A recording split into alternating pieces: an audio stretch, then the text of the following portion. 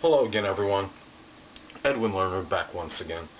In this YouTube astrological segment, I'm going to be dissertating and talking about having an empty 11th house in a natal chart. Now, the first thing I want to do is clear up any kind of misperception or misconceptions regarding having an empty 11th house. Now, having an empty 11th house, meaning having no planets in it, does not mean that you're not going to have any friends, acquaintances, be involved in group activities, endeavors, have no goals or aspirations. It doesn't mean you're not going to finish or complete any goals or aspirations. And if this were the case, it's not going to be because you had an empty 11th house. Now, an empty house in a natal chart generally means, in my opinion, that you're not going to emphasize or accentuate that area very strongly. You're going to have matters that are going to be taking precedence over it.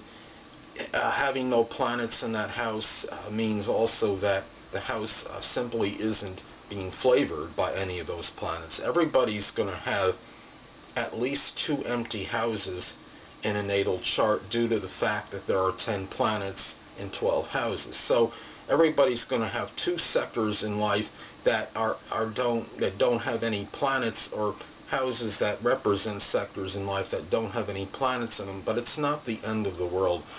When you look at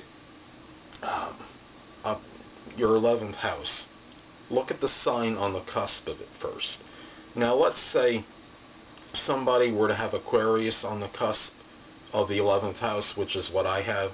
Now, this could indicate that your friends may be people that are ingenious, innovative, eccentric, unorthodox, people that have maybe strong humanitarian interests.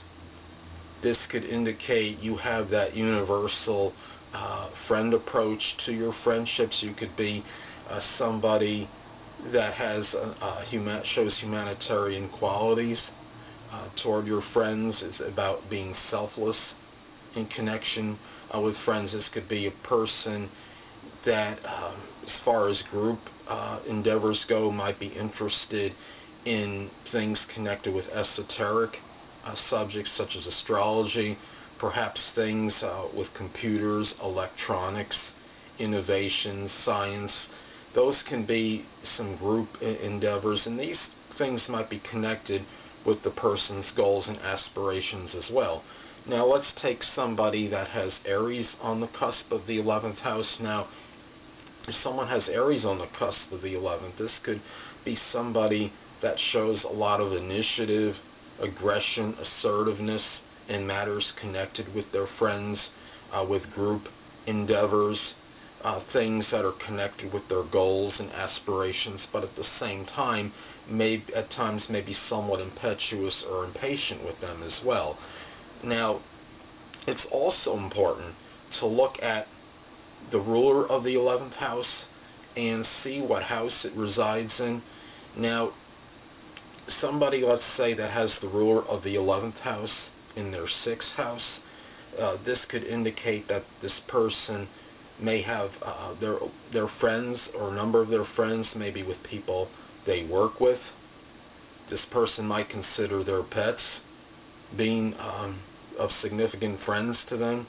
Now, this could also indicate that perhaps this person's goals and aspirations may be tied in to having a regimented, perhaps a fitness schedule toward being healthy, being nutritionally aware, taking care of their health. This could be very more strongly tied into their aspirations, as perhaps in contrast to the average person.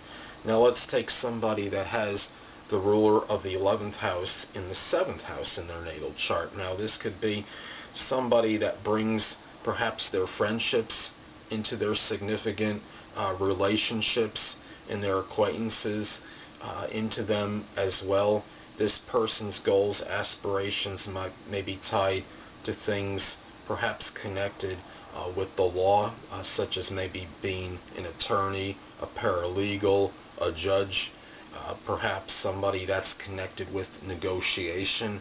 So those are some things to look at when, if you have an empty 11th house, look at the sign on the cusp of it and look and see where the ruler of that house is located. Now, if that planetary ruler has predominantly positive aspects, this could indicate that the person goals and aspirations may come without an abundance of obstructions and roadblocks.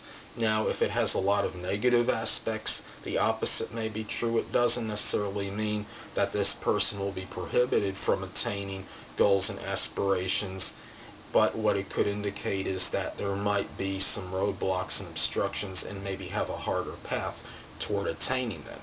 Now, what's important too is to look at transits to your 11th house and also look at your progressed chart. Now, transits to the 11th house can indicate more activity at that period of time when the planets are transiting the 11th house.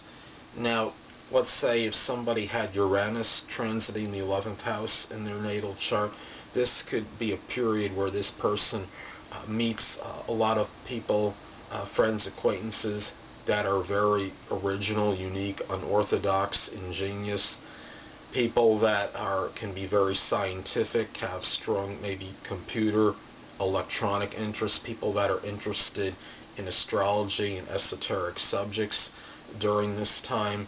If somebody, say, has Jupiter transiting their 11th house in their natal chart, this could be a period where this could actually strongly expand friendships, and they might find that a lot of their friends maybe have a lot of friends and acquaintances in this period that maybe are very philosophical, jovial, travel-minded.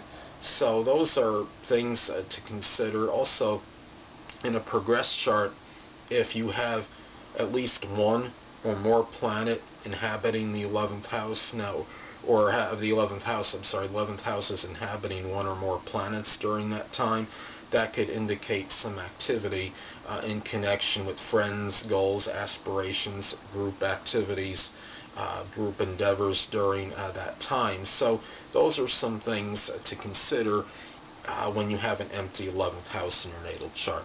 Well, anyway, people, that'll conclude this YouTube astrological segment for having an empty 11th house in a natal chart. And stay tuned next time, where I'll be dissertating and talking about having an empty 12th house in a natal chart. Two things I want to get with you on before I head out. Firstly, the stars may impel but do not compel.